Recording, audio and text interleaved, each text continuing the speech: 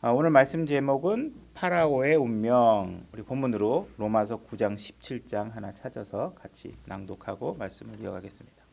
로마서 9장 17절 다 찾으신 것 같으네요. 다 같이 소리내서 읽겠습니다. 준비 시작. 성경 기록이 파라오에게 이르기를 내가 바로 이 목적을 위해 너를 일으켰나니 이것은 내가 네 안에서 내 권능을 보이고 내 이름을 온 땅에 두루 밝히 알리려 함이니라 하시나니. 오늘 말씀을 전하려고 하는 주제의 내용은 뭐냐면요. 최근에 이제 저도 그런 언급을 잠깐 했지만 이 예정론이라는 것을 받아들이는 분들이 계시더라고요. 그죠? 저도 이제 남에게만 전해 듣다가 이제 제 주변에서 바로 실질적으로 일어나는 일을 보니까 이게 그냥 나하고 먼 곳에서 일어나는 일은 아니구나. 바로 내 주변에서 이 일을 받아들이고 있고 굉장히 이 부분이 그들에게 확신으로 차 있고 굉장히 뭔가 그런 문제가 심각하다는 생각이 좀 들거든요. 그래서 이게 왜냐하면 운명이냐 아니냐를 정하는 문제는 굉장히 우리가 교리적으로 심각한 어떤 차이가 생기잖아요. 그죠? 내가 무슨 일을 했다는 게 운명적으로 주어졌다라는 것과 뭔가 이렇게 예정돼 있다. 원래 나는 그렇게 하도록 돼 있었다. 이렇게 얘기하는 것과 이것이 나에게 뭔가 결정권이 주어져 있다. 그래서 하나님께서 나에게 책임을 물을 때 하나님께 나에게 진노하신다. 너를 지옥에 보내겠다 할 때 그 말씀이 의롭게 여겨지려면 하나님에게 하자가 없어야 되잖아요. 그러려 그러면 그 진노를 받게 되는 상황을 만든 주체가 나여야 된단 말이에요. 우리여야 하나님께 너 맞을 거야 그랬을 때 맞을 일을 한 사람이 나여야지, 사람이어야지. 내가 아들을 너 맞을 거야 그렇게 해놓으면 아들이 잘못한 거지. 아버지가 시킨 일 했는데 아버지가 때리면 나중에 아들이 아버지한테 뭐라 그러겠어요. 아버지가 시켜서 했는데 왜 나 때려요? 막 이렇게 얘기하면 말이 안 되잖아요. 사실 어떻게 보면 굉장히 논리적인 모순인데 이게 말의 화려한 논리적 스킬에 넘어갈 수 있거든요. 그리고 또 그렇게 선입견이 생기면 그 다음부터 보는 것들은 다 그렇게 보이기 시작하는 거예요. 문장들이. 그런 선입견이 없으면 굳이 거기까지 갈 필요가 없는데 이미 그게 나쁜 이론이 나에게 들어와 있으면 자꾸 그런 방식으로 읽혀진다는 거죠. 그래서 오늘 성경이 어떻게 얘기하고 있는지를 한번 봐서 그런 부분에 혹시 나중에 노출될 기회가 있더라도 미리 예방약이다. 저희 교회에 있는 분들은 이제 그렇게 생각하지 않으시겠지만 이제 미리 예방 주사를 맞는다 이렇게 생각하시고 한번 오늘 말씀을 귀 기울여 주셨으면 좋겠습니다. 오늘 읽은 말씀 본문 하나라도 한번 우리가 되짚어보고 이야기를 넘어갈게요. 성경 기록이 파라오에게 이르기를 이렇게 얘기했습니다. 그래서 성경 기록이 파라오에게 이르기를 한 이야기가 이제 무슨 이야기인지 또 이따가 한번 살펴보긴 할 건데 그렇게 얘기를 시작하고 있고요. 그 다음에 내가 바로 이 목적을 위해 할 때 내가는 누구냐 하면 하나님입니다. 하나님이 성경 기록이 이렇게 얘기하고 있다. 근데 뭐라고 얘기하고 있냐면 내가 하나님이 바로 이 목적을 위해 과연 이 목적이 무엇인가 라는 것입니다. 자, 우리가 파라오 그러면 이미 파라오가 어떤 일을 겪었는지 알고 계시죠? 이런 사람들이 예정론이라는 걸 이미 듣고 이 이야기를 읽으면 이 목적이 뭐로 읽혀지냐 하면 뭐로 읽혀지겠어요? 파라오가 지옥에 가도록 만들기 위한 목적으로 이렇게 되는 겁니다. 그죠? 이 목적으로 그러면 하나님이 파라오를 지옥에 보내려고 목적을 삼으셨구나, 목표를 삼으셨구나 하는 얘기가 된다는 거예요. 그죠? 근데 과연 진짜 이 목적이 무엇인지를 우리가 성경을 통해서 알아보자는 얘기입니다. 바로 이 목적을 위해 너를 일으켰나니 파라오를 일으킨 거죠. 그래서 하나님께서 이 목적이 과연 무엇인지, 과연 지옥이 맞는지 이걸 한번 검증해 보자는 것입니다.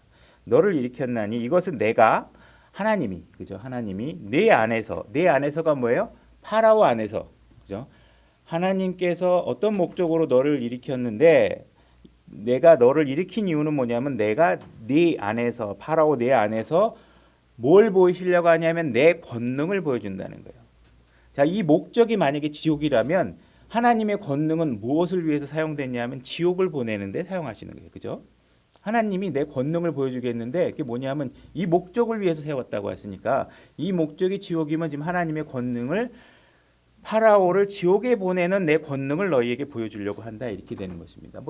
지옥을 보낼 권능이 없이다는 얘기는 아니에요. 그렇지만 그걸 한번 그렇게 이해해 보자고요. 그렇게 해보자고요. 권능을 보이고 내 이름을 온 땅에 두루 밝히 알리려 함이라. 그래서 내가 너 지옥에 보내는 거 보여줌으로 인해서 내 이름이 온 땅에 알려지도록 하겠다. 이런 뜻으로 해석이 됩니다. 그죠?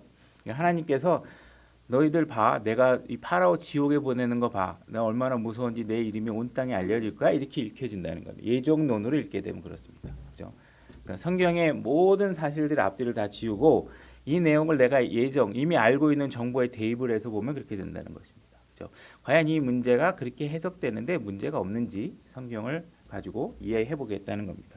자, 로마서 9장 14절 그 앞으로 가보겠습니다. 제가 읽겠습니다. 그런즉 우리가 무슨 말을 하리요? 하나님께 불의가 있느냐? 결코 있을 수 없느니라. 자, 하나님께 무엇을 따지고 있냐면 하나님이 의롭냐, 의롭지 않으냐 이 문제에 대해서 인간이 시비를 걸거나 불평을 할 때가 있다는 것이죠. 그죠?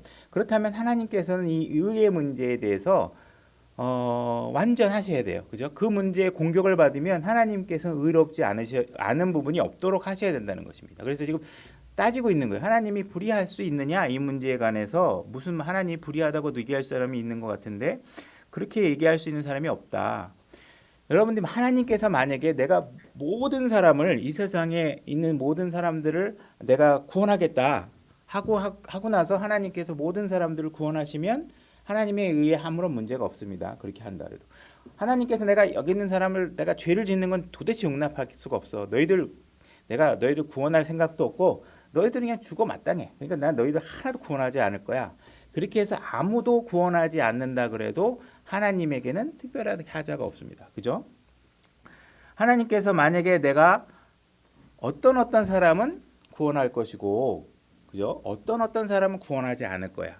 이렇게 이야기하고 어떤 사람이 내가 제시한 기준의 사람들은 구원하고 내가 제시한 구원하지 않을 사람들 구원하지 않는다 그래도 하나님에겐 절차상 하자가 없습니다. 그죠? 근데 이 방법이 하나님께서 하시는 이 방법에 그러니까 불의한 사항이 있어서는 안 된다는 거예요. 그죠? 그렇게 불의한 사항이 있어서는 안 된다는 거예요. 자, 이런 내용들을 갖다가 전제로 하고 우리가 이제 성경을 봐야 되는 거예요. 그러니까 우리가 성경을 볼 때 뭔가 우리가 신학을 해야 되겠다, 성경적 교리를 만들어야 되겠다고 하고 교리를 정해놓고 성경을 보기 시작하면 자꾸 내가 만든 교리에 맞는 구절만 가져다 붙이고 거기에 맞는 상황에 몰입시켜서 교리를 만든단 말이에요. 그렇게 하지 말고 우리가 기본적인 전제에 맞게 하나님은 불의하냐 하는 전제에 대해서 검증을 하되 우리가 그 하나님께서 제시하는 그런 의롭다고 얘기한 기준이 무엇인가를 내가 정하는 게 아니라 어떻게 해야 돼요? 성경이 하나님께서 뭐라고 얘기하느냐 이걸 보는 거예요. 우리가 수사는 안 해봤지만 이게 제가 짐작상 수사하면 기법이 뭐예요? 이 사람의 진술이 일관되냐, 그죠? 이 사람이 범인이냐 아니냐를 불의하냐 도둑놈이냐 아니냐를 봤을 때는 이 사람이 처음부터 난 죽이지 않았습니다 그렇게 진술했으면 이 사람이 그 당시의 상황들을 진술한 내용이 처음부터 끝까지 일관성이 있어야 이 사람의 진술이 타당한 거로 보잖아요. 그러니까 하나님께서도 자기가 어떻다고 얘기한 거를 다 진술해 놓으셨잖아요. 그러니까 이 진술의 내용이 하나님께서 불의한 내용이 있느냐, 이게 정말 앞뒤가 다 맞는 얘기냐, 그리고 자기가 얘기한 거에 모순이 없느냐 이런 걸 보자는 거예요. 그래서 자꾸 하나님의 말씀에 대해서 인간이 무슨 무슨 론 이렇게 만들어 놓고 하지 말고 그분이 하시는 말씀에 대해서 뭐라고 얘기하는지를 보자라는 것입니다. 15절 그분께서 모세에게 이르시되 내가 긍휼을 베풀 자에게 긍휼을 베풀고 내가 불쌍히 여길 자를 불쌍히 여기리라 하시니라. 자, 하나님께서 내가 누군가는 긍휼을 베풀겠다 하셨으면 긍휼을 베푸실 것입니다. 그 사람에게. 그죠? 내가 누군가에게 불쌍히 여김을 베풀겠다. 내가 그들을 품에 안겠다. 이렇게 하셔도 하나님께서 그렇게 하실 거고 그 방법 또한 의로우셔야 될 것입니다. 그죠? 내가 누구누구 하는 사람에게는 내가 이렇게 불쌍히 여길 거고 누구누구 한 사람에게는 어떻게 할 거다고 본인이 세운 기준이 있을 거라는 것이죠. 그죠? 그럼 그 기준에 맞게 하나님께서 그런 기준을 미리 공지하고 그런 상황에 합당한 사람들을 긍휼히 여긴다면 아무 문제가 없는 거죠. 그리고 그 범위 안에 들어오지 않은 사람을 긍휼히 여기지 않으면 그것도 문제가 없을 거라는 것입니다. 그죠? 그래서 뭔가 하나님께서 자기가 어떤 일을 할 때 의로운 기준을 제시하셨을 것이고 그것을 제시한 기준에 맞으면 하나님께서 그 맞는 기준에 따라 행동을 하셔야 하나님에 의해 손상이 없으신 거죠. 내가 얘기를 해놓고 그 기준에 합당하지 않으면 하나님에 의해 문제가 생긴다는 것입니다. 그죠? 예를 들어서 내가 모든 사람을 구원하겠다고 해놨어요. 내가 다 구원할게 걱정하지 마. 모든 사람을 구원하겠다 했는데 어느 날 딱 보니까 진호 형제 마음에 안 들어. 아니 나 쟤 구원 안 할래. 쟤는 취소. 이렇게 해버리면 어떻게 돼? 하나님에 의해 손상이 생기죠. 그죠? 내가 아무도 구원 안 하겠다. 여기 있는 사람 아무도 구원 안 하겠다. 내가 본 다 미워. 너희들 다 내가 지옥에 보낼 거야 했는데 어느 날 딱 봤더니 진호 형제가 되게 예뻐 보여서 너는 구원해 줄게. 딱 이렇게 하면 어떻게 돼요? 불의하신 분이 된다. 불의하신 분. 그죠? 그러니까 하나님께서 자기가 누군가를 구원하시고자 하든 긍휼을 베푸시고자 하든 불쌍히 여기고자 하든 이런 말씀들은 자기가 세운 논리의 일관성이 일단 있어야 그분이 자기가 진실하신 분이라는 걸 입증하시는 거예요. 의의 하자가 없는 거예요. 그죠? 그래서 이런 내용들을 갖다가 우리가 성경을 접근해서 내가 뭔가 정해놓고 내가 그거를 믿어야 되겠다고 해놓고 성경을 보게 되면 다 뒤틀어지고 왜곡됩니다. 그래서 다른 말들은 귀에 안 들어와요. 그렇게 하면 안 되죠. 그래서 우리가 잘 이해가 안 되면 신학자를 찾아가든 무슨 어떤 성경의 논리학을 가지고 있는 사람의 말에 의존하는 것이 아니라 설령 그들에게 도움은 받을 수 있죠. 그러나 그것이 확인되는 건 성경으로 확인돼야 됩니다. 그래서 여러분들이 성경으로 달려가셔서 내가 이해 안 되는 부분을 하나님 앞에 간구하고 그 내용들이 성경으로 입증되어졌을 때 그 말이 여러분들에게 힘이 되는 것이고 능력이 되는 것입니다. 그죠? 얘가 예를 들어서 지나가던 사람이 해준 얘기를 가지고서 얘기를 하면 그걸 믿고 하다가 다치면 굉장히 어렵잖아요. 그죠?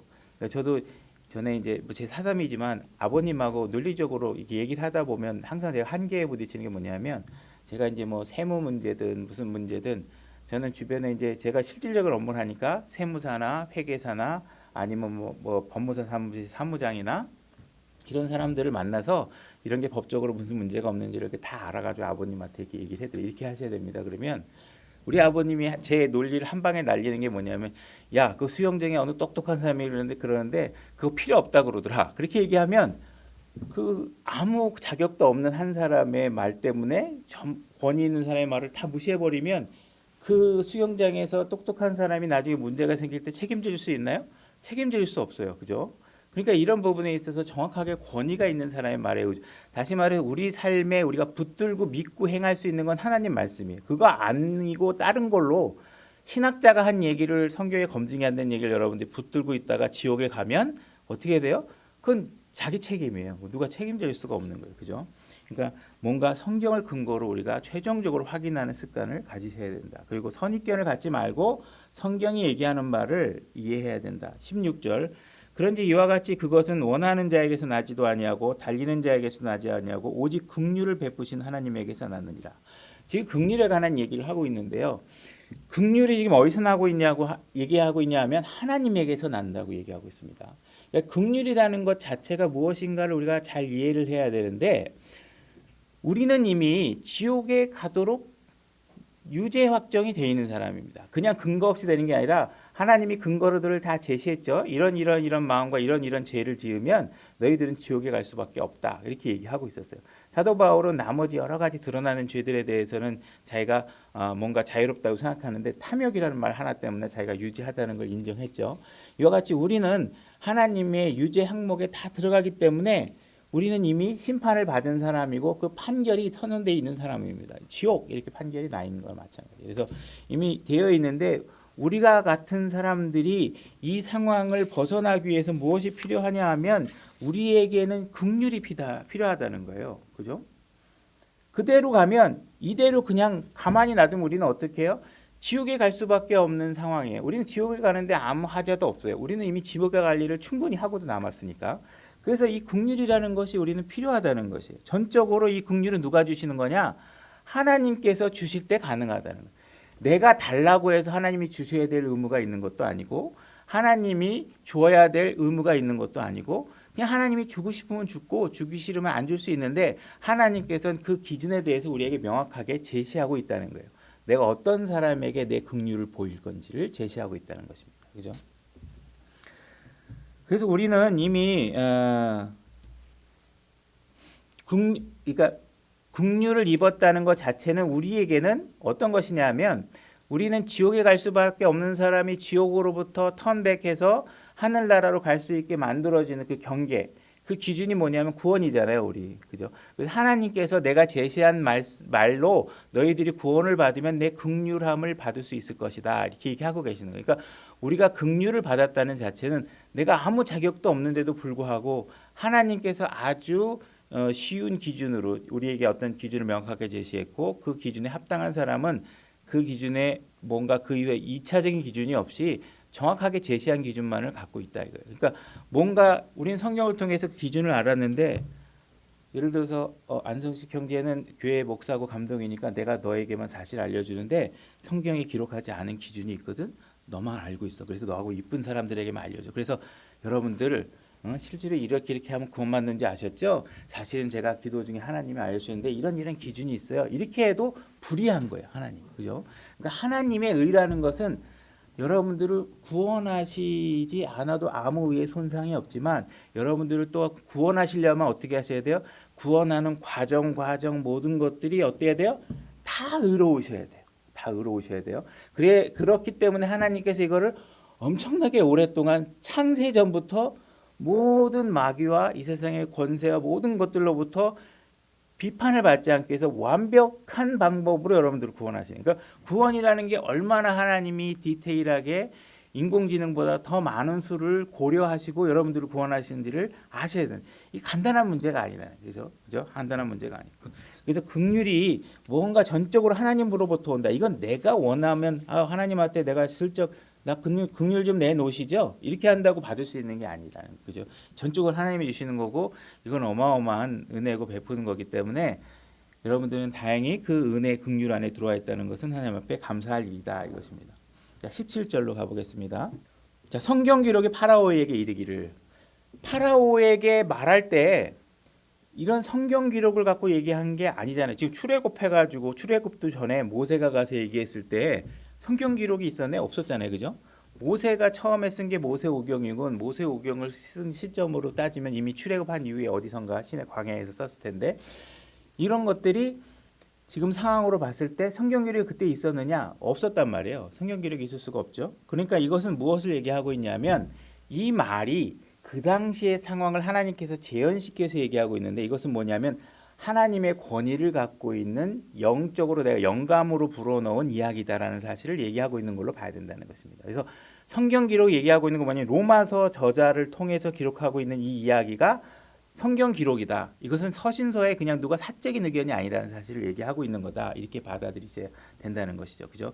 그래서 분명히 그 당시에 파라오에게 모세가 이런 이야기를 했다는 것은 내 말이다. 성경의 말이다. 이렇게 얘기를 하고 있는 걸로 받아들이셔야 된답니다. 내가 이 목적을 위해서 너를 일으켰다. 만약에 이제 아까도 우리가 서론에서 얘기했지만 이 목적을 예정론자들이 보면 어떻게 이해를 해야 되냐면 파라오는 이미 멸망당했고 죽었고 하나님에게 버림받았으니까 무언가 하나님께서 순종하지 않으면 하나님께서 이제 이 지옥을 보내는 건데 지옥에 보낼 것이다. 이렇게 이해를 할 수 있다라는 것이죠. 그래서 15절을 말씀 우리가 다시 보게 되면 하나님께서 무슨 말을 하고 이 얘기를 하셨는지를 한번 볼 필요가 있는데 그분께서 모세에게 이르시되 내가 긍휼을 베풀 자에게 긍휼을 베풀고 내가 불쌍히 여길 자를 불쌍히 여기리라. 내가 이 목적을 위해서 파라오를 일으켰다. 이 이야기의 전개가 이렇게 되는 겁니다. 그죠? 그러니까 하나님께서 지금 무슨 얘기를 하려고 하냐면 내가 파라오를 일으키려고 하는 이유는 뭐냐면 전제 조건 없이 예정론 없이 그대로 이 문맥을 이해하면 뭐냐면 내가 긍휼을 보일 자에게 긍휼을 베풀고 불쌍히 여김을 받을 자에게 불쌍히 여김을 보여주기 위한 건데 그래서 내가 모세를 통해서 파라오에게 얘기했다. 하나님께서 이와 같은 방식으로 너를 일으키려고 한다. 그러니까 네가 하나님 앞에 한번 쓰임 받아보지 않겠느냐. 이 이야기를 제시했다는 것입니다. 그래서 하나님께서 그 파라오를 이 목적으로 한 거예요. 그러니까 여기에 지금 하나님이 제시한 목적에 뭐가 없냐면 진노 없어요. 그죠? 지옥의 내용 없어요. 하나님은 지금 뭘 얘기하고 있어요? 긍휼에 관해서 얘기하고 있는 긍휼. 왜? 이 사람은 이미 지옥에 가도록 돼 있는 사람이에요.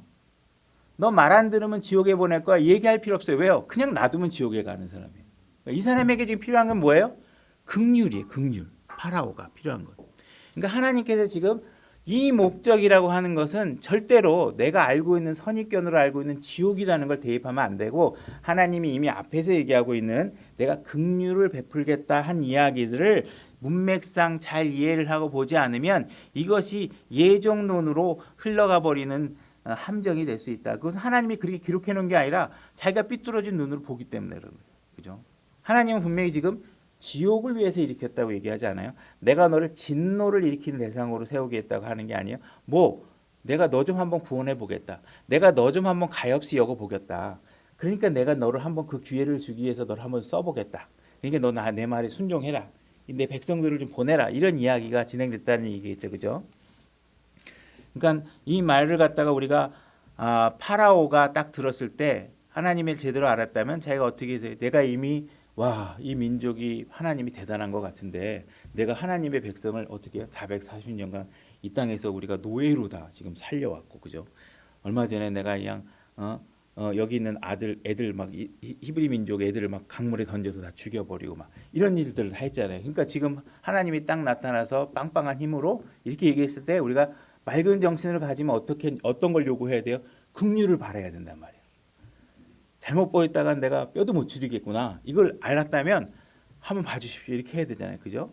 긍휼을 바라야 돼요. 지금 엄청난 힘이 있는 분이 나오신 거란 말이에요. 그래서 하나님께서 긍휼을 보이려고 이렇게 죄를 많이 진 파라오에게 나와가지고 모세를 시켜서 얘기했는데 말을 안 들어요. 그죠? 그 다음에 두 번째 가서 얘기했는데 말을 안 들어. 그 세 번째 또 가서 얘기했는데도 안 들어. 그 다음에 또 이제 네 번째 쭉 해가지고 아홉 번째까지 얘기했는데도 하나님을 거부하는 거예요. 야, 정말 너 진짜 세다. 너 지금 정말 진짜 죽고 싶은 거야? 지옥에 가고 싶은 거야? 하나님의 마음이 이런 거예요, 지금. 내가 너한테 진짜 긍휼을 베푸고 싶은데 너 이렇게 못된 짓 했지만 너 정말 그대로면 지옥에 갈 수밖에 없는 너를 갖다가 내가 구원하고 싶을 수 있는 기회를 주고 싶은데 네가 안 듣는구나. 자꾸 마음이 강팍해지는 거죠. 그래서 열 번째가 딱 쳤을 때 어떻게 했어요?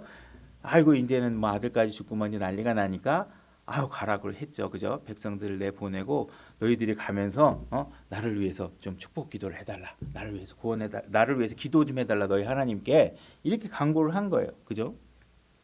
그러니까 하나님께서 지금 파라오를 이 이야기의 중심 속으로 끌어들인 이유는 뭐예요?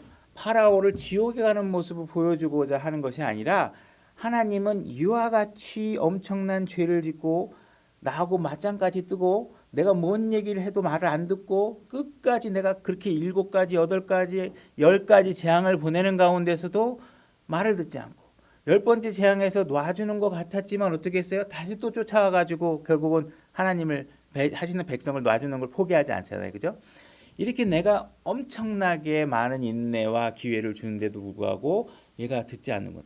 나는 이렇게 긍휼이 많은 사람이다. 이렇게 내 말을 안 듣는 사람을 끝까지 내가 인내하고 긍휼을 베풀려고 했는데 제가 안 들었어. 너 나한테 뭐라 그러지 마. 이 긍휼의 보이심을 보이려고 파라오를 일으켰다는 거예요. 그러니까 파라오를 이야기의 중심 속으로 하나님이 끌어들여서 우리에게 설명해주고 있는 거는 파라오의 결말이 지옥이니까 너희들은 지옥에 갈 수밖에 없어 이 얘기를 하는 게 아니라 내가 긍휼을 베풀고 싶은 사람에 베풀 준비가 되어 있고 베풀고 싶고 베풀려고 한다. 제발 내 이야기를 듣고 너희들이 긍휼을 함을 받도록 해라. 만약에 그렇지 않은 결과에 대해서는 누구 잘못이다? 파라오 잘못이다. 파라오가 자기가 내가 이렇게까지 가르쳐줬는데도 못 알아들으면 나보고 어떻게 하라는 얘기냐. 내가 특별 가해까지 하다시피 내가 다른 사람에게 얘기한 게 파라오에게 특별한 표적과 이적과 다 보여줘서 했는데도 안 했다. 이 이야기를 하고 있는 거예요. 그죠? 한 이방인의 왕에게 대해서 하나님이 이렇게 긍휼을 베풀려고 했다는 사실들을 보여주려고 한다는 것이죠. 그러니까 이걸 예정론으로 자꾸 우리가 알고 있는 결과를 대입해서 보지 말라는 얘기라는 것입니다. 지금 여러분들이 그 느부갓네살 왕을 기억하시는지 모르겠어요. 느부갓네살 왕은 그 다니엘을 예를 들어서 사자굴에 집어넣었었죠. 사자굴에 집어넣었는데 이게 나중에 가서 얘가 진짜 살았나 죽었나 이렇게 가보다가 살았니? 그러니까 저 천사들이 다 입을 막아주고 살았습니다. 그러니까 깜짝 놀라가지고 느부갓네살이 어떻게 했어요? 야, 네 하나님 진짜 대단하다. 그래서 막 조서를 써가지고 칙령을 내려가지고 온 민족 자기가 다스린 영역에 있는 민족들에게 야, 이분 하나님이 진짜 하나님이다 라는 사실들을 선포했고 너희들이 이와 같은 하나님을 경배하고 이분이 진짜 하나님이라는 사실을 너희들이 알았으면 좋겠다 하고 전도한 거잖아요. 그죠? 복음을 전한 거죠. 자기의 위치를 이용해서 자기의 그 당시 합법적인 힘을 이용해서 전했잖아요. 그러니까 파라오는 지옥에 가도록 정해져 있는 것이 아니고 느부갓네살은 지옥에 가도록 정해져 있는 것이 아니라 동일하게 그들은 다 악한 왕들이었지만 내 백성을 괴롭히고 내 이 명령을 거스르려고 하는 모든 존재였지만 내가 누구에겐가 하나님이 이렇게 컨택을 해서 기회를 제시했을 때 한 사람은 스스로 결정을 마음을 다져가면서 나 앉을 거야. 너희들 안 내보낼 거야. 내가 하나님보다 하나님의 말 안 들을 거야. 이렇게 한 사람이 있고 어떤 사람은 보고 오 하나님이 대단하시구나. 야 너희들도 이런 하나님 알아야 돼 하고 전화해 주는 사람이 있다라는 거예요. 그죠? 그러니까 하나님께서는 지금 누구를 어디에 보내도록 정해놓은 게 아니라는 거예요. 그러니까 그거를 긍휼을 받느냐 구원을 받느냐 아니냐는 뭐냐 하면 너희들 마음에 달려 있다는 거예요. 그죠? 그 다음에 우리가 알고 있는 사람 중에 아합과 이세벨 이야기가 있죠. 아합과 이세벨 같은 경우에는 이제 유대 역사상 아합 왕 같은 경우는 굉장히 악하기로는 선두를 달리는 왕입니다. 이 사람에 대해서 하나님께서 어떻게 얘기하고 있는지 열왕기상 21장 29절로 가보겠습니다. 제가 읽겠습니다. 아합이 내 앞에서 겸손히 행하는 것을 내가 보느냐? 그가 내 앞에서 겸손히 행하였으므로 내가 그의 시대에는 재앙을 내리지 아니하고 그의 아들의 시대에 그의 집에 재앙을 내리라 하셨느니라. 자, 아합은 엄청나게 악한 왕이었습니다. 근데 그 사람의 인생의 마지막에 아합이 어떤 자세를 취했냐면 하나님 앞에 겸손한 자세를 취했어요. 자기 자신을 낮췄어요. 그랬더니 하나님께서 어떻게 해요? 그러면 내가 긍휼을 베풀겠다.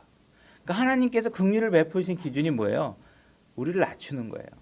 그분의 말에 순종하는 거예요. 그분께 납작 엎드려서 당신이 진짜 하나님이라고 인정하는 거예요. 그렇게 되면 하나님이 어떻게 해요? 그 사람이 과거에 얼마나 나쁜 일을 했느냐는 아무 상관이 없는 거예요. 그분께서는 긍휼을 베풀겠다 하면 그 긍휼을 자기 기준에 맞춰서 베푸시는 분이라는 거예요. 그죠? 그러니까 하나님께서 이렇게 긍휼을 베풀고자 하는 것은 하나님의 간절한 소망이다. 이 이야기를 얘기하고 있는 거예요. 그러니까 너희들도 내 긍휼의 대상이 됐으면 좋겠다. 그 이야기를 하기 위해서 파라오의 왕의 이야기를 지금 로마서 9장에서 끌어내고 있다는 것이에요. 그러니까 그 이야기를 이건 하나님께서 지옥에 가도록 정해놓은 거야. 그 목적이 있어. 이렇게 하는 것은 하나님의 의도를 악하게 해석하는 것이다. 나쁘게 해석하는 것이다. 라는 사실을 아셔야 된답니다. 그 다음에 우리 17절, 우리 로마서 9장 17절로 다시 오면 성경 기록에 파라오에게 이르기를 내가 바로 이 목적을 위해 너를 일으켰나니 이것은 내가 내 안에서 내 권능을 보이고 내 이름을 온 땅에 두루 밝히 알리려 함이니라 하셨다. 이렇게 돼 있죠.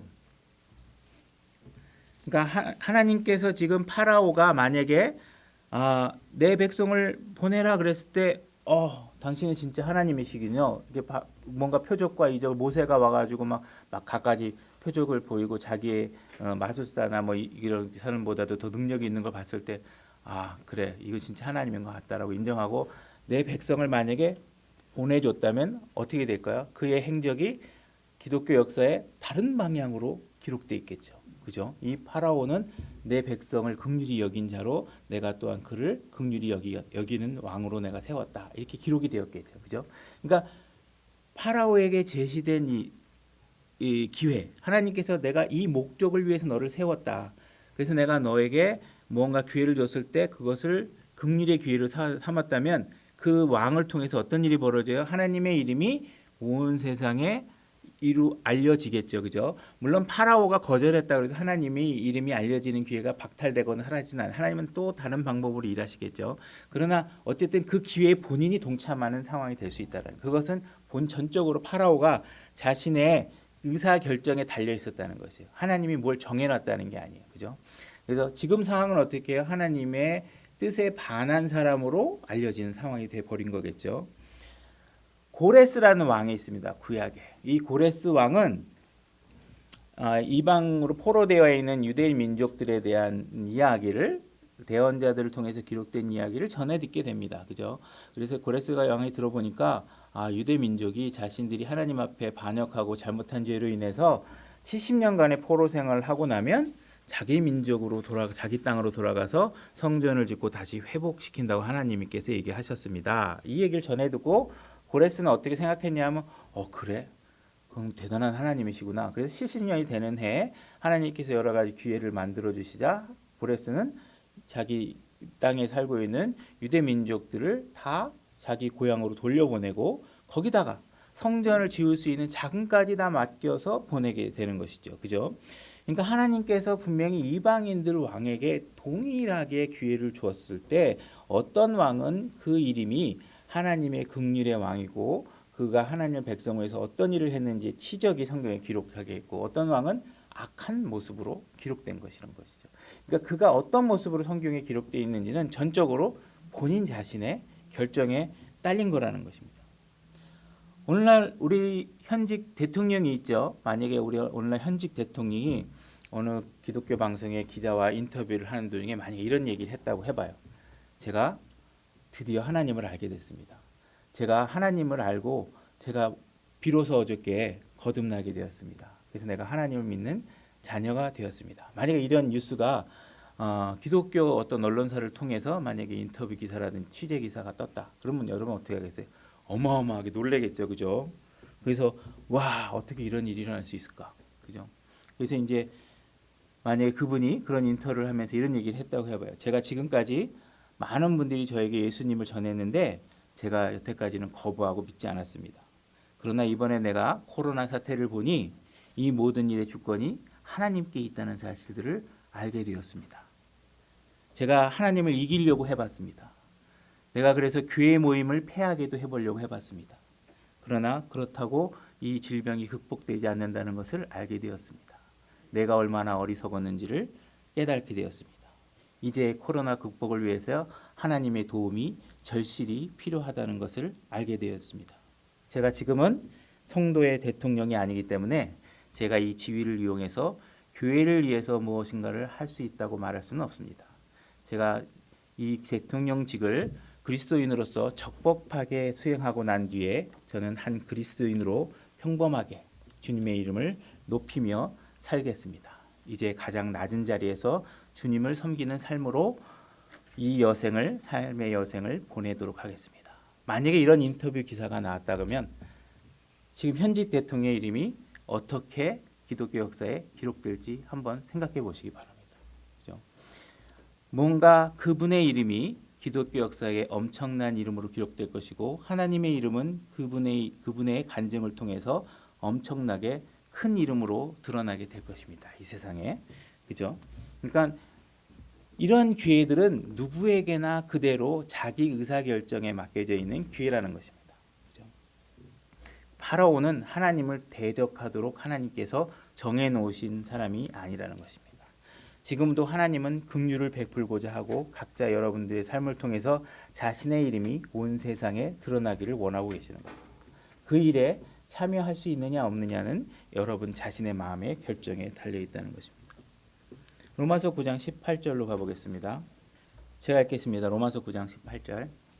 그런즉 그분께서 긍휼을 베풀 자에게 긍휼을 베푸시고 또 강팍하게 할 자를 친히 강팍하게 하시느니라. 그러면 내게 말하기를 어찌하여 그분께서 여전히 허물을 찾으시느냐 누가 그분의 뜻을 거역하였느냐 하리니. 자, 이 문맥의 말을 한번 잘 이해해 보도록 하겠습니다. 하나님께서 이렇게 얘기하는 거예요. 내가 긍휼을 베풀 자에게는 긍휼을 베풀고 내가 강팍하게 할 자를 강팍하게 하겠다. 이렇게 얘기했더니 그걸 비꼬고 듣는 사람이 이렇게 질문하는 겁니다. 아니 그러면 파라오 같이 강팍하게 만드는 것도 하나님의 권한이 있는 거고 하나님이 긍휼을 베풀겠다는 것도 하나님의 권한에 있다는 얘기네. 그러면 내가 하나님한테 하나님 뭘 잘못했 하나님에게 뭐 문제가 있다 하나님한테 뭐 따져봐야 아무 소용 없는 거 아니야. 그 하나님의 뜻을 누가 거역하게 해서 하나님이 다 정해놓은 건데 하나님이 마음대로 다 긍휼도 베푸고 하나님이 다 마음대로 지옥에 갈 만한 마음도 만들어주시고 하니까 하나님은 이거 내가 볼 때는 우리가 따져봐야 아무 소용도 없는 분이겠네. 그분도 거역할 사람이 하나도 없겠네. 이렇게 얘기를 하는 거예요. 거기에 대한 답이 20절에 나와 있는 것입니다. 아니라 그렇지 않다. 오 사람아 내가 어찌하여 내가 누구이기에 하나님께 대꾸하느냐 지어진 것이 자기를 지은 이에게 말하기를 어찌하여 나를 이렇게 만들었어 하겠느냐. 그러니까 하나님께서 다 마음대로 뭐 긍휼도 베푸고 강팍하게도 만들고 하니까 내가 하나님 거역할 수도 없고 내가 따져도 소용없는 거네. 그랬더니 아니다. 네가 지금 내 탓을 하겠다는 것이냐? 지금 내가 너 보고 너를 그렇게 만들었다고 지금 나한테 따지는 거야? 이게 예를 들어 동성애자가 이렇게 하는 겁니다. 하나님, 나 왜 동성애자로 만들었습니까? 하나님께서 다 정해놓은 거 아니에요. 하나님이 나 이렇게 동성애하도록 만들어 놓은 거 아니야. 지금 너 나한테 따지느냐? 지금 내가 널 그렇게 만들었다고 나한테 따지는 거야? 이렇게 묻는, 이건 교리의 내용이 아닙니다. 지금 문맥상의 이야기를 논리로 전개해 나가는 내용이에요.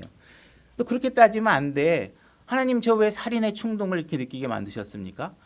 이렇게 따진다는 거예요. 하나님 앞에. 그게 아니라는 거예요. 그래서 21절로 갑니다. 21절. 토기장이가 같은 덩어리의 진흙으로 한 그릇을 만들어 종기에 이르게 하고 다른 하나를 만들어 수치에 이르게 할 권한이 없느냐? 하나님께서는 지금 내가 진흙으로 무엇인가를 만드는 데 있어서 마음대로 만들 수 있는 권한이 있다는 거예요. 그죠? 22절. 만일 하나님께서 자신의 진노를 보이고 자신의 권능을 알기 위해 하나님께 자신의 진노를 보이고 권능을 알리기 위해 파멸시키기에 합당한 진노의 그릇들에게 심히 오래 참으심으로 인내하시고, 지금 뭐라고 얘기하고 있냐면 너 나한테 자꾸 따지는데 잘 봐라. 내가 지금 진노를 내가 부어야 되고 파멸시켜야 될 그릇을 보면서 어떻게 하고 계세요? 하나님께서 오래 참으시고 계시잖아요. 그죠? 왜 오래 참아요? 이거 얘를 지옥에 보낼 놈이면 그냥 지옥에 보내면 되지. 지옥에 보낼 놈 보면서 내가 하나님께서 왜 오래 참으시냐고. 오래 참으시고 계시다잖아요. 무엇인가를 위해서 참고 계시잖아요. 그죠? 무엇을 위해서 참고 계시느냐? 이로써 영광에 이르도록 자신이 미리 예비한 긍휼의 그릇들에게 자신의 영광의 풍성함을 알리려 하셨을진데 무슨 말을 하리요? 이 얘기 뭐냐 하면 봐.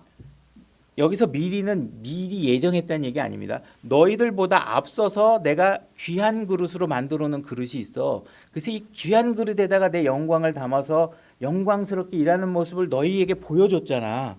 그러면서 내가 오래 참고 있잖아. 왜? 너도 이 영광스럽고 귀한 그릇이 될 수 있어. 내가 너희를 귀한 그릇으로 쓰려고 만들려고 기다리고 있어. 그러니까 지금 뭐 하고 있는 거예요? 너 마음을 바꿔서 내가 긍휼을 베풀 수 있는 대상이 좀 되어줘. 그래 내가 너한테 긍휼을 베풀지. 이 얘기하고 있는 거예요. 그죠? 이 귀한 그릇이 된 사람은 누구예요? 여러분과 저. 하나님의 긍휼을 입은 여러분과 저. 우리가 지금 진노의 그릇들에게 하나님의 오래 참으심의 기회를 통해서 우리를 통해 지금 복음을 전하는 거잖아요. 나 봐. 하나님 믿고 나 이렇게 마음의 자유도 누리고 행복도 누리고 이렇게 행복하게 살고 있고 복되게 살고 있어. 새 사람으로 살고 있어. 내가 너희들과는 다르지? 왜 다른지 알아? 내 안에 하나님의 영광이 담겨 있어. 이거 보여줘. 내 안에 예수님이 계셔. 이거 보여주는 거예요. 너 진노의 그릇에게 그렇게 얘기를 하고 있는 거예요. 지금 이 상시에 뭐예요? 유대인들에게 그 얘기를 하고 있는 거예요. 유대인들. 너희들 봐. 내가 미리 준비한 이런 신약교회의 성도들을 봐. 이들이 너희들에게 보여주고 있는 걸 보고 내가 지금 참고 있거든. 내가 참는 인내의 기간 동안에 너희들이 내 긍휼을 받을 수 있는 기회를 내가 너에게 긍휼을 베풀 수 있도록 좀 해줘. 이 얘기하고 있는 거예요. 이 그릇들은 곧 우리가 누구예요? 예비된 그릇이란 말이에요. 우리니 즉 그분께서 유대인들 중에서뿐만 아니라 이방인들 중에서도 부르신 자들이라. 그러니까 이방인들이든 유대인들이든 그들 중에 귀한 그릇이 된 사람이 있다. 그러니까 지금은 유대인들을 보고 얘기하고 있는 거예요. 지금 하나님께서 뭘 얘기하고 있냐면 진흙. 이 진흙은 뭐냐 하면 이 진흙은 유대인이거나 이방인인 상태예요. 그래서 이 이방인 진흙을 갖다가 내가 귀한 그릇으로 만들려고 한다. 그러니 너희가 이 귀한 그릇이 되도록 해다오. 이 얘기를 하고 있는 것입니다. 그죠? 이것은 그분께서 호세아의 글에서 이르시되 내가 내 백성이 아니던 자들을 다시 이방인들을 내 백성이라 부르며 사랑받지 못하던 그들을 사랑받는 자라 부르리라. 옛날에는 내가 너희들만 사랑한다 그러고 내가 너희들만 택한 백성이라 그런 걸로 알고 있었지, 너희들이 아닌 저 이방인들도 내 긍휼의 대상이 될 수 있어. 그들도 나의 사랑받는 사람이 될 수 있어. 그러니까 너희들이 나의 사랑을 받으려면 어떻게 해야 돼요? 귀한 그릇이 돼야 돼. 구원받아야 돼. 내 긍휼 안에 들어와야 돼. 이 얘기를 하고 있는 거예요. 그러니까 지금 긍휼 안에 들어오는 건 누구 문제예요? 듣는 사람의 문제란 말이에요. 왜 하나님이 이렇게 간절하게 얘기하시겠어요? 이미 예정돼 있으면 뭐하러 이렇게 피토하면서 얘기하고 토기장이 얘기해가면서 좀 알아들으라고 얘기하고 막 얘기하고 있는 게 왜 그래요?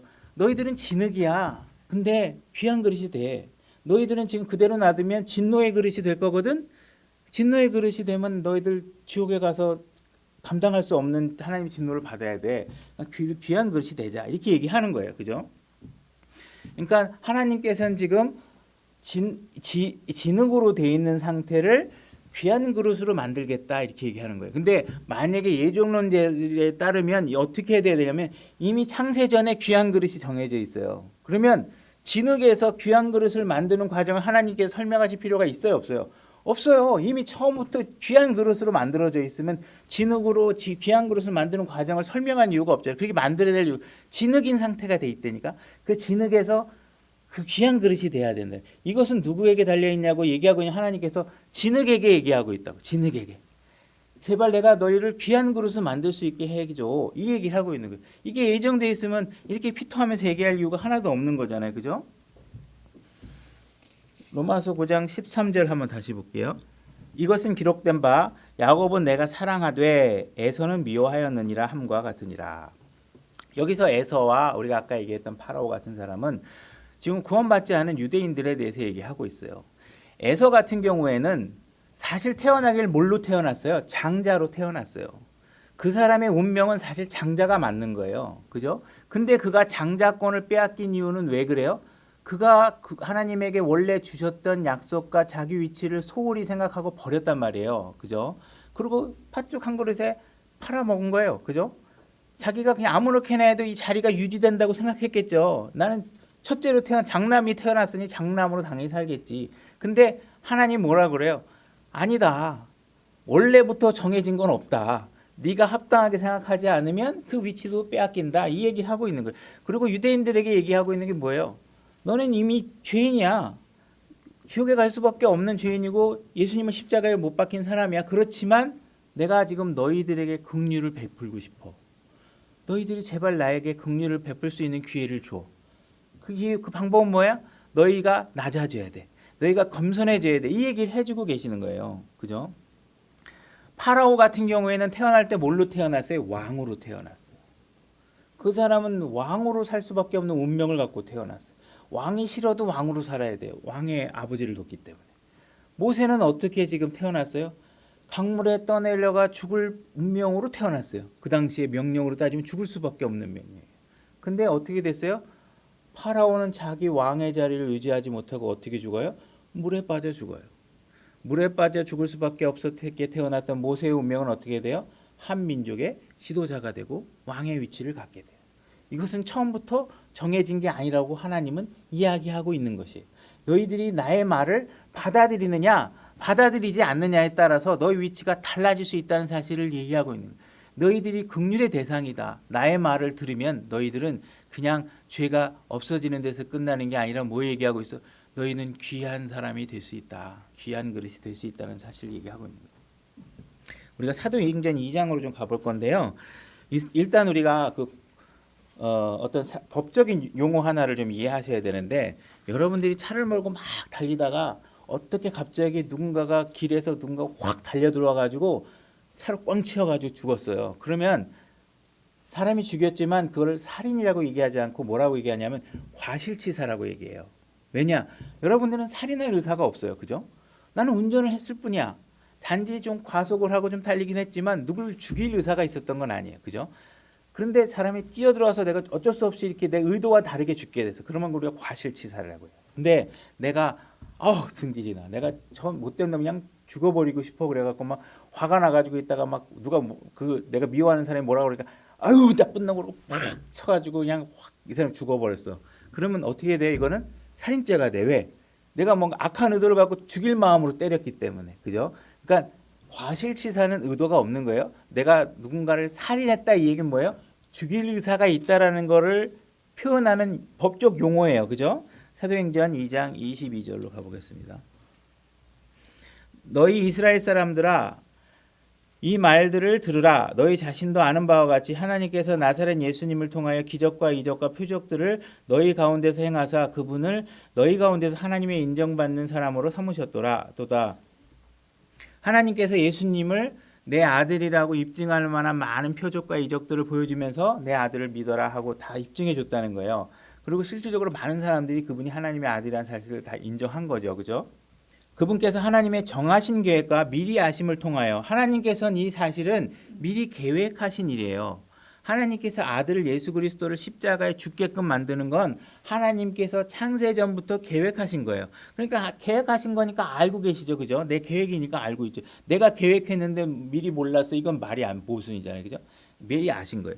넘겨짐에 너희가 그분을 붙잡아 사악한 손으로 십자가에 못 박혀 죽였으나 이렇게 돼 있죠. 그러니까 하나님께서 예수 그리스도를 십자가에 못 박게 하시는 것은 계획하신 일이에요. 근데 여기서 내가 그 사람들이 예수 그리스도를 죽게 만들도록 하셨느냐 하는 거는 다른 문제라는 거예요. 그죠? 하나님께서는 내 아들을 보내면 너희들이 가만 살려두지 않을 거라는 걸 알고 있어. 근데 홍길동이가 얘를 죽이도록 만들었느냐? 그건 아니라는 거예요. 그건 각자의 선택이라는 거예요. 그건 각자의 선택이라는 거예요. 그걸 그렇게 하다는 게 아니에요. 자, 사도행전 3장 13절로 가보겠습니다. 하나님께서는 대언자들을 통해서 아들이 오실 거고 그 아들이 십자가에 죽을 것이다. 이런 사실들을 다 대언자를 통해서 암암리에 다 알려주신 거죠. 13절 아브라함과 이삭과 야곱의 하나님 곧 우리 조상들의 하나님께서 자신의 아들 예수님을 영원하게 하셨느니라. 너희가 그분을 넘겨주었고 빌라도가 그분을 놓아주려고 결심하였을 때 그분 앞에서 그분을 부인하였으니 이스라엘 백성들이 부인했죠. 이 빌라도가 놓아 죽이려고까지 했는데 너희가 거룩하신 분 곧 의로우신 분을 부인하고 살인자를 너희에게 달라고 구하여 생명의 통치자를 죽였도다. 누가 죽여요? 이스라엘 백성들이 죽였다는 거예요. 생명의 통치자를. 그러나 그분을 하나님께서 죽은 자들로부터 일으키셨으며 우리는 그 일의 증인이니라. 예수님을 죽인 거는 사람들이 죽였다는 걸 얘기하고 있는 거죠. 예수님이 만약에 죽게 된 이유가 무엇이냐? 만약 예정론대로라면 예수님은 죽도록 예정되어 있다. 이렇게 얘기하면 예수님을 죽인 일에 대해서 누구도 탓해서는 사실 안 돼요. 그죠? 예수님을 칼로 찌른 사람도 예수님이 시켜서 한 거고 예정돼 있으니까. 그죠? 침 뱉은 사람도 미안해 하나님이 시켰어. 그리고 예수님한테 침 뱉은 거예요. 그러니까 이런 것들이 된다 이거죠. 이것은 아니라는 거예요. 하나님이 너희들의 악함을 보고 내가 내 아들을 보내면 너희들 중에 누군가가 내 아들 죽일 건 알고 있지만 너가 죽이라고 얘기한 것도 아니고 너가 죽으라고 얘기한 것도 아니고 누가 침 뱉으라고 한 것도 아니고 아무것도 아니. 그죠? 사도행전 7장 51절로 가보겠습니다. 7장 51절 목이 뻣뻣하고 마음과 귀에 할례받지 않은 자들아 너희가 항상 성령님을 거역하되 너희 조상들이 행한 것 같이 너희도 그렇게 행하는도다. 52절 대언자들 중에서 너희 조상들이 핍박하지 아니한 자가 누구냐. 그죠? 보낸 사람마다 다 핍박했죠. 예언자들은 다 핍박을 받았습니다. 대언자들은 그들은 그 이로운 분의 오심을 미리 보여준 자를 죽였고 이제 너희는 그분을 배반하여 넘긴 자여 뭐라고 돼 있어요? 살인자가 되었나니. 아까 우리가 뭐라 해요? 살인자는 의도를 갖고 죽인 걸 얘기했다 그랬잖아요. 그죠? 이들은 예수 그리스도를 어떻게 하셨어요? 살인했어요. 살인. 의도를 갖고 죽인 거라면 하나님께서 성령님을 통해서 성경에 뭐라고 지금 이렇게 그 센텐스를 만들었냐 하면 살인자다 이렇게 선언을 해놓은 거예요. 그 뭐예요? 너희들이 의도를 갖고 죽였다. 그러니까 너희들이 유죄다. 너희들은 지금 예수를 십자가에 죽인 죄인이다. 뭐 그것 때문만은 아니겠지만 너희들은 지옥에 갈 수밖에 없고 내 아들 죽인 죄까지도 더해져 있는 상황이다. 이 사실을 얘기하고 있는 것이에요. 그러니까 지금 로마서 9장에서는 유대인들 너희들에게는 예수님과 밀접한 민족이고 너희들이 예수 그리스도를 죽였고 그러니 너희들은 이대로라면 지옥에 갈 수밖에 없어. 그러니까 하나님께서 지금 너희들의 유죄를 나를 통해서 진술로 입증하게 하셨고 너희들이 내 진술이 맞다고 생각하면 너희들에게 필요한 건 뭐예요? 긍휼이에요. 그죠? 여러분들이 재판석 앞에 서서 이미 판결이 내가 유죄일 수밖에 없음을 인정했다면 판사 앞에서 여러분들이 바라야 될 것은 뭐냐면 판사가 제발 살살 구형을 내려달라고 하길 긍휼을 바라는 수밖에. 기적같이 무죄를 선포해 주든지 그죠? 집행유예를 해주든지 뭔가 긍휼을 베풀어 달라는 것이죠. 파라오에게도 마찬가지로 그 메시지를 지금 로마서 9장에서 얘기하고 있는 것인 거죠. 그죠? 많은 죄를 짓고 아이들을 죽였고 너는 긍휼이 필요하다. 이 얘기를 하고 있는 거예요. 요한복음 이 12장 37절로 가보겠습니다. 자, 읽겠습니다. 그러나 그분께서 이렇게 많은 기적들을 그들 앞에서 행하였음에도 불구하고 그들이 여전히 그분을 믿지 아니하였으니 이것은 대언자 이사야의 말씀이 성취되게 하려 함이라.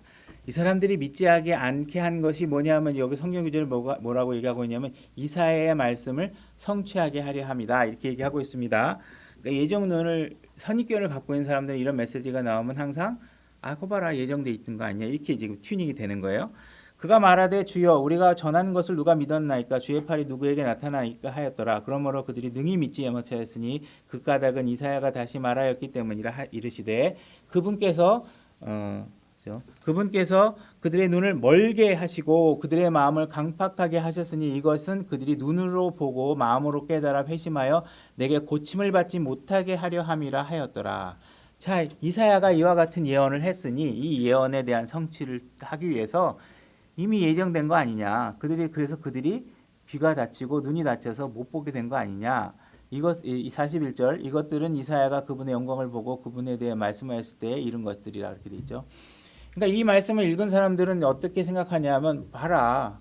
이들이 듣지도 못하고 보지도 못하는 건 이사야의 예언이 있었고 그 예언대로 이들을 그렇게 예정해 놓으신 것이다. 이렇게 해서 마치 그들이 듣지 못하고 보지 못하는 것에 대한 책임이 누구에게 있다고 얘기하고 있는 거예요? 하나님에게 있고 하나님이 그렇게 만드셨다라고 얘기하려고 한다 이거예요.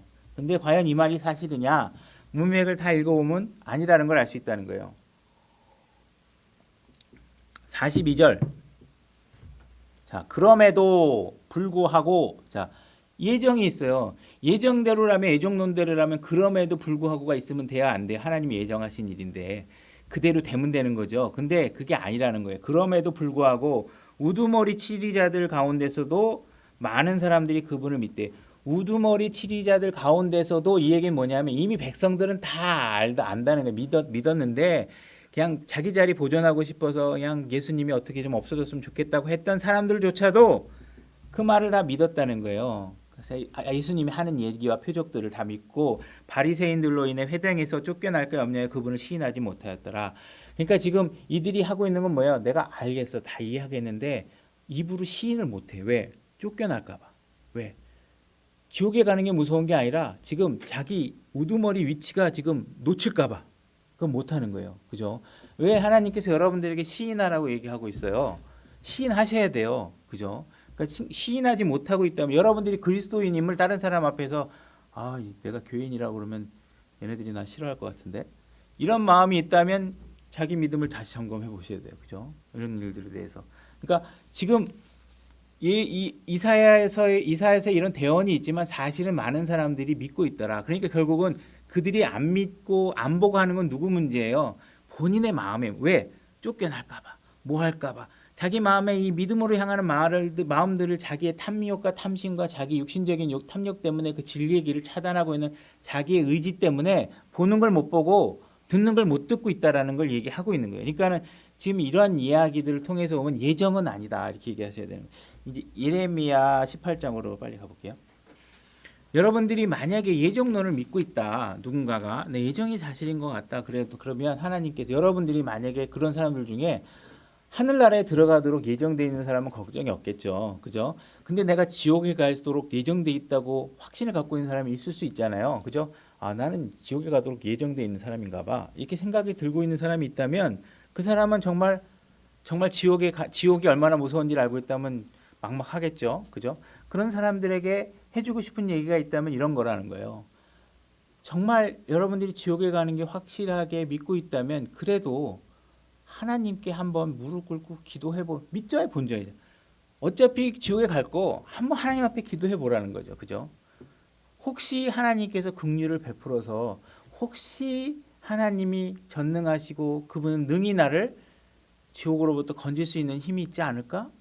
그것도 못하는 하나님일까? 그분에게 내가 긍휼을 베풀고 한번 기도해 보라는 거죠.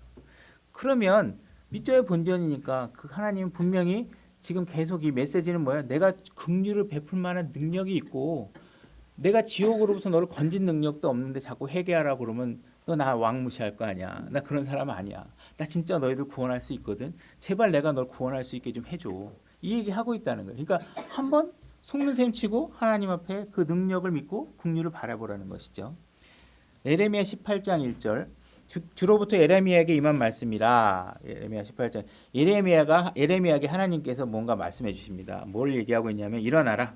토기장의 집으로 가라. 너 거기서 너로 하여금 내 말들을 듣게 하리라. 내가 거기 가면 내가 뭐 말해 줄게 있거든. 토기장이한테 한번 가봐 이렇게 얘기한 거예요. 토기장의 집으로 갔습니다. 보라. 그가 가서 봤더니 뭐가 하고 있냐면 그가 물레 위에 물건을 만드는 걸 보게 되는 거예요. 토기장이가 그 도자기 만드는 사람이 그릇 만드는 걸 보게 하신 거예요. 14절. 진옥으로 만든 그릇이 토기장의 손에서 훼손됨에 이에 그가 다시 그것으로 다른 그릇을 만들되 토기장이 보기가 좋은 대로 그것을 만들더라. 토기장이가 그릇을 막 만들다가 뭔가 잘못 만들어졌으니까 어떻게 해요? 다시 이렇게 다시 주물러 가지고 다시 멋있는 그릇을 딱 만드는 걸 보는 거예요. 그죠? 지금 하나님이 지금 뭘 보여주셨어요? 잘못된 그릇을 좋은 그릇을 만드는 장면을 보게끔 예레미야에게 해준 거예요. 그죠?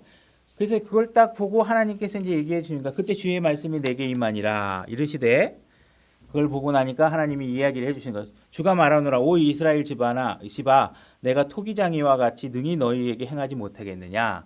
야 봐라 토기장이도 진흙 정도는 자기 마음대로 만들고 빚고 하는데 내가 너를 마음대로 바꿔서 다른 그릇을 만들지 못하겠느냐. 이 얘기를 왜 하시겠어요? 너 그대로 가면 진노의 그릇이야. 나 봐. 나 토기장이보다 엄청난 능력이 있거든. 내가 너희를 귀한 그릇으로 만들 수 있는 능력의 사람이야. 그거를 알려줘. 운명이라고 생각하고 어쩔 수 없이 지옥에 갈 수밖에 없다고 생각하는 사람에게 알려줘. 내가 긍휼을 베풀 수 있어. 내가 너희를 바꿀 수 있어. 내 말 들어. 이 하고 있는 거예요. 그거 알려주라고 얘기하는 거예요. 뭐 어디까지 읽어요? 주가 말하는 이스라엘 집아 내가 토기장과 같이 능히 너희를 못하겠냐. 보라 이스라엘 집아 진흙이 토기장의 손에 있는 것 같이 너희가 내 손에 있느니라. 너희가 토기장이처럼 너희도 내 손에 있어. 내가 맘만 먹으면 바꿀 수 있어. 그죠? 그러나 그 방법에 있어서 하나님께서 내가 의롭지 않은 방법을 선택할 수는 없어. 그러니 내가 내 긍휼의 대상이 될 수 있는 기준을 성경에 얘기해 놨어. 그 기준 안에 들어와. 그래야 내가 의롭게 너를 구원할 수 있어. 내 능력만 갖고 할 수는 없어. 왜? 내 의에 손상이 가면 안 되니까. 그죠? 7절 내가 어떤 민족과 어떤 왕국에 대하여 그것을 뽑고 무너뜨리며 말하리라고 말할 때 만일 내가 멸하리라고 선포한 그 민족이 자기들의 악에서 돌이키면 내가 그들에게 행하려고 생각했던 그 재앙들에 대해서 뭐라 그랬어요? 뜻을 돌이키겠고 하나님께서 뜻을 돌이키겠고 얘기했는데 여기다 대고 자꾸 하나님은 예정하셨어 이 얘기하지 말라는 거예요. 이건 진짜 자기 신념이나 세뇌가 아니고서야 하나님의 말씀을 이렇게 막 마음대로 바꿀 수 없다는 거예요. 그죠? 하나님은 분명히 명확하잖아요. 이거 암호 풀듯이 막 무슨 하는 거 아니에요. 성경은 문자 그대로 받아들이십니다. 우리가 예정이라는 선입견을 앞에 필터를 끼고 억지로 그걸 보기 전에는 하나님의 말씀은 어디에 초점이 있느냐? 내가 너를 진노로부터 거둘 수 있어. 건져낼 수 있어. 내가 너를 귀하게 만들 수 있어. 너 그대로 죽지 않을 수 있어. 너 그대로 지옥에 안 가도 돼. 너 그대로 너 죽으면 큰일 나. 그건 내가 바꿔줄게. 이 얘기 계속 하고 있는 거예요. 요나가 니느웨로 가서 너희들이 다 멸망할 거라고 하나님의 말씀을 전했을 때 니느웨 왕이고 백성들이 어떻게 했어요? 납작 엎드려서 긍휼을 베풀어 달라고 하니까 하나님께서 어떻게 하셨어요? 내가 재앙을 거둬들이고 너희를 멸하려고 했던 계획을 다 취소시켰잖아요. 파라오도 하나님께서 지옥에 가도록 불러서 일으켜진 세운 사람이 아니라는 거예요. 그에게도 내가 초점은 긍휼을 베풀고자 그들을 세웠다는 거예요. 그 말을 이해해 달라는 거예요. 예정으로 받아들이면 안 된다는 거예요. 예정론이라는 건 정말 끔찍한 교리예요. 여러분들을 변화시킬 수 없는 교리예요. 예정되어 있는데 내가 나를 어떻게 바꿔요? 하나님의 뜻을 거역해서 내가 나를 바꿔요. 하나님은 자꾸 바꾸라고 얘기하고 있지. 내가 너 귀한 그릇을 만들어줄게. 제발 좀 다시 와. 지금 나한테로 돌아와. 내 말을 듣고 나에게 와. 이 얘기하고 있는데 자꾸 예정이에요. 이렇게 얘기하고 예수님은 지금 나를 칼로 찔렀던 사람도 구원해주고 싶다는 거예요. 나에게 침을 뱉었던 사람도 구원해주고 싶다는 거예요. 그들에게 긍휼을 베풀고 싶다는 거예요. 근데 자꾸 우리는 그거 그냥 그렇게 되도록 되어 있었어. 그냥 나는 찔르도록 내가 너한테 복음을 전하는 것도 내가 너를 사랑해서가 아니라 하나님이 날 시켜서 그냥 한 거야. 이렇게 되는 거예요. 그죠? 아주 끔찍한 교리죠. 이스라엘 민족이 이집트로부터 출애굽할 당시에 이스라엘 민족만 나온 게 아니라 수많은 소수 다른 혈통 민족들이 섞여서 나와 있습니다. 그들이 그렇게 나온 거는 뭐냐면 모세가 이집트 왕을 향해서 파라오를 향해서 선포한 말씀이 그들의 귀에 합당하게 느낀 거고 그들이 하나님이 보여준 모든 이적과 표적들을 통해서 참 하나님이 누구인가를 그들도 인정하게 된 것이죠. 그래서 그들이 이스라엘 백성에 포함되어져서 그죠? 아브라함과 이삭과 야곱의 하나님을 따라서 같이 합류해서 나오게 된 것입니다. 그죠? 예루살렘 군중이 폭도가 되어서 나는 예수는 싫고 바라바를 내게 내어달라고 얘기했던 그런 민족들, 그죠? 그 예수님께 칼과 창을 찔렀던 거, 조롱하고 막 모욕했던 그런 사람들이 있던 그 자리에서 하나님께서 긍휼을 선포하고 그들이 회심을 하고 그 예루살렘 땅에서 동일하게 예수님이 죽었던 그 동일한 땅에서 신약교회가 태동되었다는 것은 하나님이 긍휼하심을 보여주는 내용이라고 우리가 받아들여야 된다는 것입니다. 우리가 이 내용을 마치 예정론인 것처럼 우리가 받아들여서는 안 되는 것입니다. 그래서 시간 관계에서 나머지 이야기는 줄이고요. 로마서 9장 3장 10절을 한번 봐야 되겠다. 로마서 9장 3절. 로마서 9장 3절. 육체에 따른 내 형제들 내 친족들을 위해서라면 차라리 내 자신이 그리스도로부터 저주받기를 바랄 수도 있느니라. 지금 바울이 얘기하고 있는 거는 내가 너희를 구원만 할 수 있다면 내가 저주받기를. 운명론이라면 바울이 왜 이런 간절함을 호소하겠어요. 그죠? 간절함을 호소하고 있는 건 뭐냐면 너희들 마음을 움직여서 그리스도께 와라라는 얘기를 하고 있는 거예요. 10장 1절. 형제들아 이스라엘을 향한 내 마음과 혼과 하나님을 향한 기도는 곧 그들이 구원을 받는 것이니라. 바로 하나님께서 우리에게 주신 명령도 그렇고 바울이 지금 명령으로 받고 수행하고 있는 걸 보자면 간절한 마음으로 그들을 구원시키는 것입니다. 그들에게 하나님의 긍휼이 베풀어지기를 원하는 것이에요.